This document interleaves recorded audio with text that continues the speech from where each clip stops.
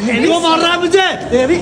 सनातन धर्म की जय हो, सनातन धर्म की जय हो। बच गया और चिल्ला रहा सनातन सनातन। जिस दिन तू मिल गया ना ढंग से, तेरी कुटाई तो हम करेंगे ढंग से। ये तो कम मारा उसने, है कहीं ना कहीं तेरी शर्म कर ली। वकालत करवा क्यों रहे हो इसको? जब ये संविधान को नहीं मानता, लोकतंत्र को नहीं मानता, बाबा साहब को नहीं मानता, तो करने क्या आता है कोर्ट में? इसे के मंदिर के बाहर बैठा हो, कटोरा लेके भीख मांगेगा, समझे नहीं? ये तो मेरे पल्ले नहीं पड़ा। सही बता रहा हूँ, इसकी चांद जो ना मार मार के लाल कर देता, इसकी खाल उतार देता, फिर बताता इसे कि लोकतंत्र क्या, संविधान क्या, समझे नहीं? ये देश का बर्बाद करने वाले पाखंडी है। जहां मिले इसको कहीं ना कहीं प्रसाद मिलता रहना चाहिए और कहना है प्रसाद दे रहे तेरे प्रभु का। इसकी चांद पे टपाटप पड़ने चाहिए। इनकी ठुकाई और पिटाई जरूरी है, क्योंकि इनके माइंड में जो गंद भरा है ना लोगों के लिए, देश के मूल निवासियों के लिए, दलित पिछड़े आदिवासियों के लिए, इनको ये घृणा से देखते हैं और प्रभु के ऊपर डाल देते हैं, धर्म के ऊपर डाल देते हैं। तो इनकी मानसिकता वो धर्म वाली कहीं ना कहीं दलित पिछड़े आदिवासियों के खिलाफ है। और यही वजह है कि मुसलमानों से बार बार लड़ाते हैं और कहते हैं हिंदू एक हो जाओ, हिंदू एक हो जाओ, और दलित पिछड़े आदिवासियों के ऊपर हथियार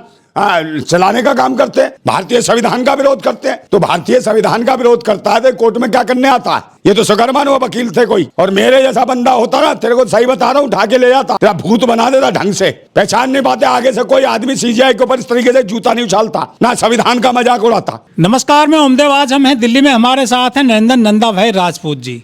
राजपूत जी 6 अक्टूबर को सीजीआई जो रहे हैं हमारे देश में, BR गवई साहब, उनके ऊपर जूता फेंका गया था, और करीब 3 महीने बाद जिस वकील ने जूता फेंका था, राकेश किशोर ने, आज उसकी कड़कड़डूमा कोर्ट में चप्पल से पिटाई कर दी है। जब उन पे हमला किया जा रहा था एक वकील के द्वारा चप्पल से, तो वो आज बोल रहा था कि मुझे क्यों मारा जा रहा है। पूरे मामले को आप किस तरह देखते हैं?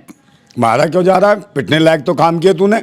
जब तेरा प्रभु, तेरा भगवान तुझे आदेश दे सकता है, तो कहीं ना कहीं संविधान लिखने वाले बाबा भीमराव अम्बेडकर लोगों के सपने में आ रहे हैं, संविधानवादी लोगों के, कि कहीं ना कहीं संविधान और लोकतंत्र की हत्या हो रही है भारत में। ये जातिवादी, जातंकवादी गुंडे हैं जो कहीं ना कहीं देश के सीजीआई के ऊपर जिस प्रकार से जूता उछाला और कह रहा कि मेरे को भगवान ने, प्रभु ने आदेश दिया था। आस्था के नाम पे, आस्था के नाम पे आतंकवाद मचाते हैं और देश के संवैधानिक ढांचे को खत्म करना चाहते हैं, मनुवाद को स्थापित करना चाहते हैं। और जब जूते पड़ रहे थे कह रहा सनातन जिंदाबाद, और एक नहीं पता नहीं कितने छोड़ रखे हैं। इसकी डिग्री पता नहीं असली है नकली है। और तो इसको पूरा का पूरा प्रोटेक्शन दी थी जब इसने गवई जी पे जूता उछाला।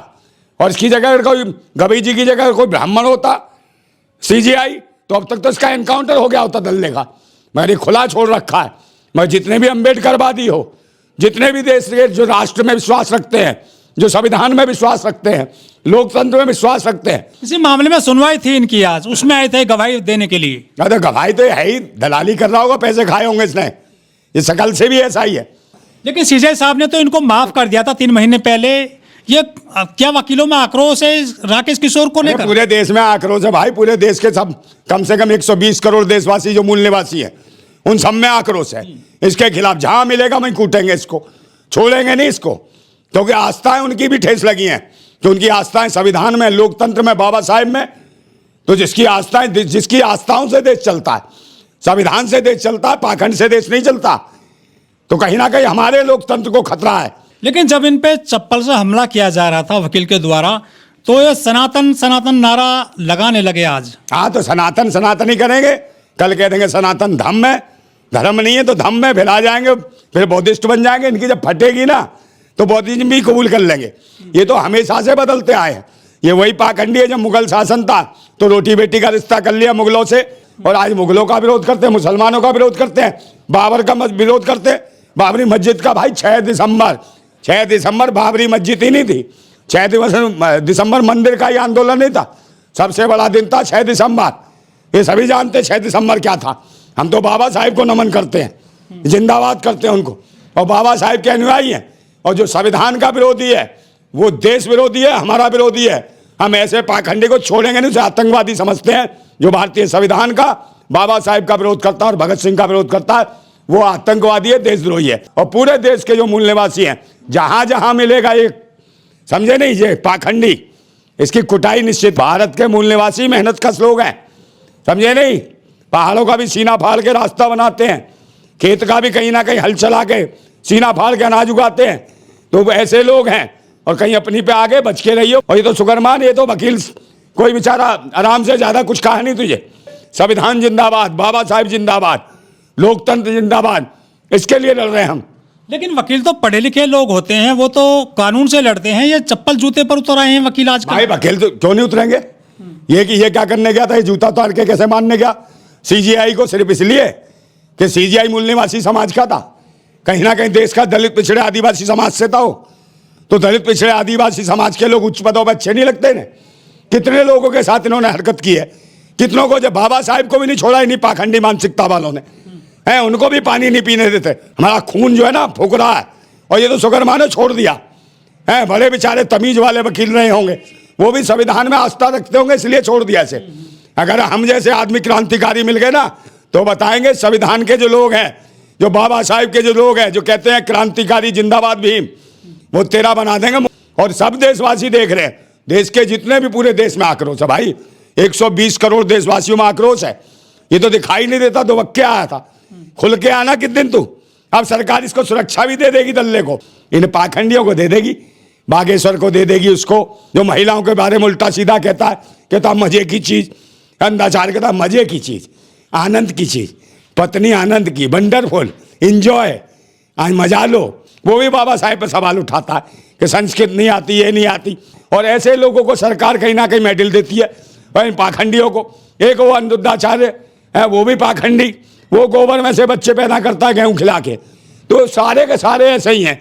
एक वो क्या नाम है, देवकी नंदन, ये सब ब्राह्मण हैं, और ये कहीं ना कहीं दलित पिछड़े आदिवासियों से जलन रखते हैं, कपट रखते हैं। तो हम ऐसे पाखंडियों का विरोध करते हैं, और समय आने पर इनको जवाब देंगे।